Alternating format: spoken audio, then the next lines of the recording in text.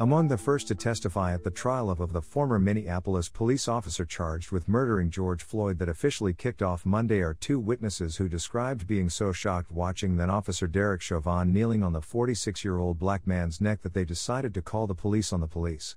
Prosecuting attorney Jerry Blackwell said Monday during opening arguments that multiple bystanders at the scene called 911 on the four officers detaining Floyd, but didn't specify the exact number. The first witness called to the stand by prosecutors on Monday was a 911 dispatcher who said she called a police sergeant while watching the incident on a video feed because she feared something was wrong. "You can call me a snitch if you want to," said Jenna Scurry, the dispatcher, who testified that the restraint was going on for so long she initially thought the cameras had frozen. On Tuesday, a second witness took the stand testifying that he had decided to call the police while watching the interaction.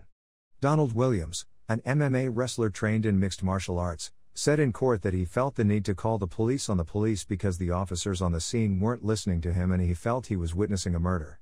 The prosecution played the audio of Williams's 911 call to the jury in which he's heard saying the officers are trying to kill a guy that wasn't resisting arrest.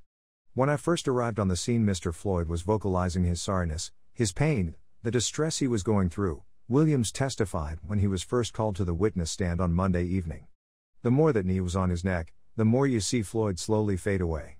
Chauvin, a 19-year veteran of the Minneapolis Police Department, has pleaded not guilty to second-degree unintentional murder, third-degree murder and second-degree manslaughter charges.